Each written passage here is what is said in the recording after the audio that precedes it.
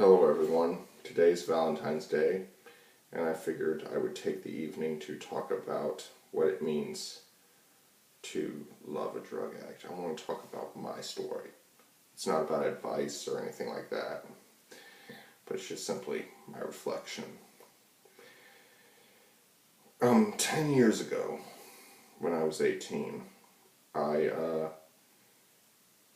had just returned home from a vacation, and a few days after that, a little girl across the street, she was 13, she stole a car, she wrecked it, and was killed in the wreck. At least that's the official story, but anyway, what happened is her mother, of course, came to the funeral all the way up from from a few states away. And of course, she saw her daughter in the casket and she broke down, sobbing, as most parents would. Not all parents, but most parents. And anyway, I went to the burial, and we all, I met her family, a whole bunch of people were there, and I was like, I'm so sorry, her daughter was having a lot of problems. She pissed me off one time and I screamed at her and scared the living bejesus out of her. And she's like, oh baby, that's okay, and all that stuff. But what happened is I ended up falling in love with her because, well, for one, the most obvious reason is she was smoking hot. And it's like I'd heard that she'd been a drug addict in the past. In fact, I'd heard about her 2 years before from her grandfather. And little did I know that that 2 years later she'd become a main character in the story of me. And anyway, she was built like Allie Reisman from the Olympics. You can look her up if you want. But anyway, I called her Wonder Woman and things like that. And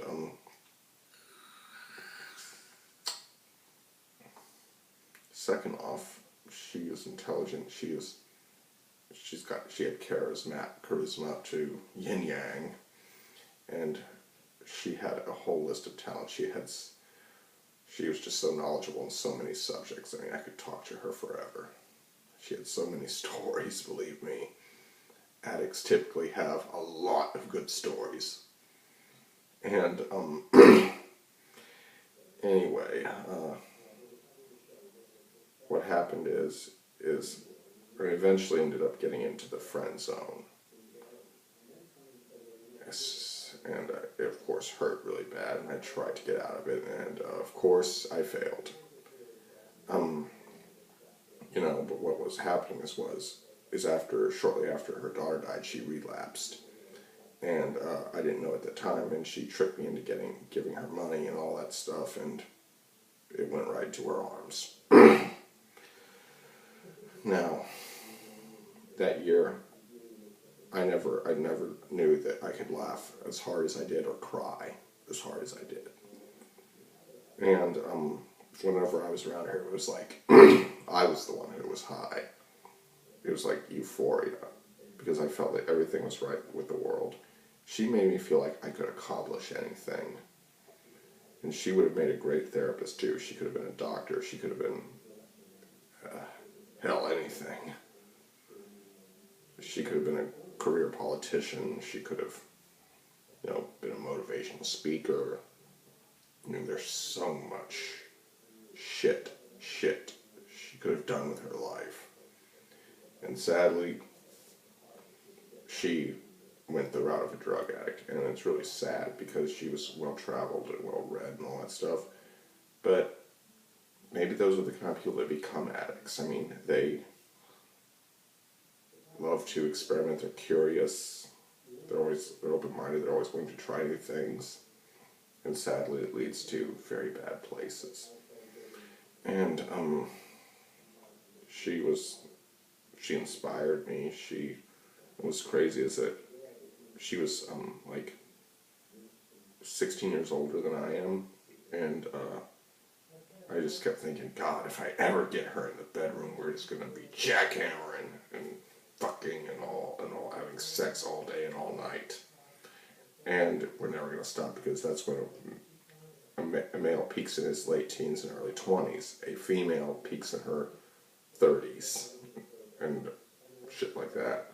And I just thought, God, it would just be all the time.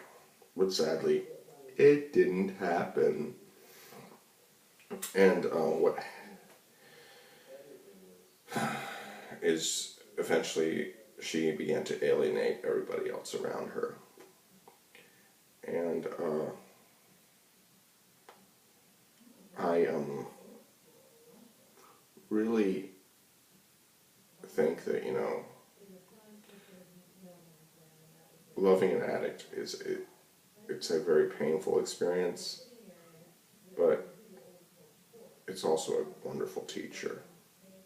It teaches you a lot about life, and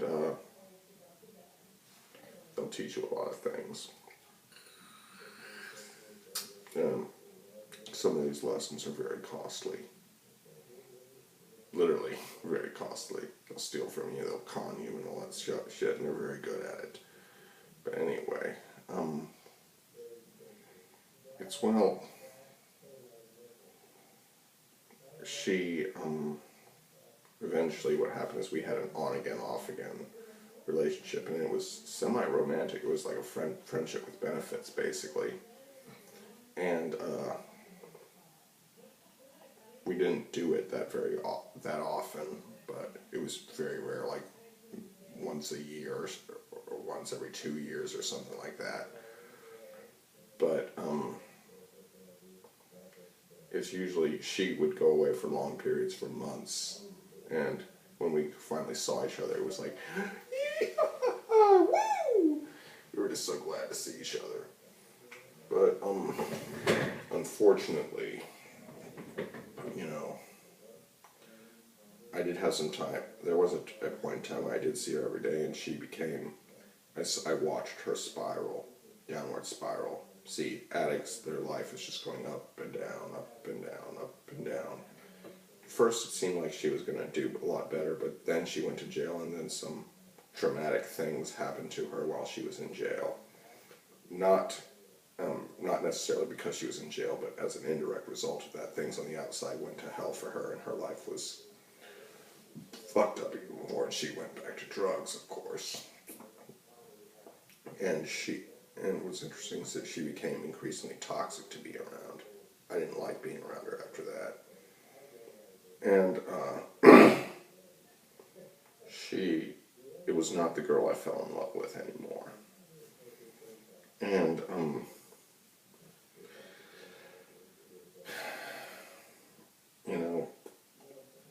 a lot of people will say that, she did a very rotten thing to me a while ago, about a year ago. She stole money from me, and I had to walk 20 miles to get home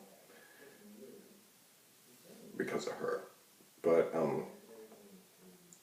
some people, including my own family, will say that I was at fault for that, and that I was stupid and all that stuff. But they have never seen her smile. They've never seen her talk to me. I mean, a lot of the times it was like she was my best cheerleader, and sometimes she was my only cheerleader. And she really motivated me to do a lot of the things I've done,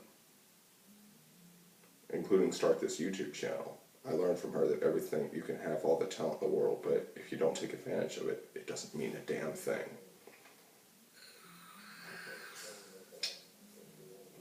Now, how do you avoid falling in love with a drug addict? You don't. These things just happen. You don't find love. It finds you. And that's one of the lessons I learned from my experiences with her. There's been a lot of pain. There's been a lot of laughter. There's been so much. And it's just,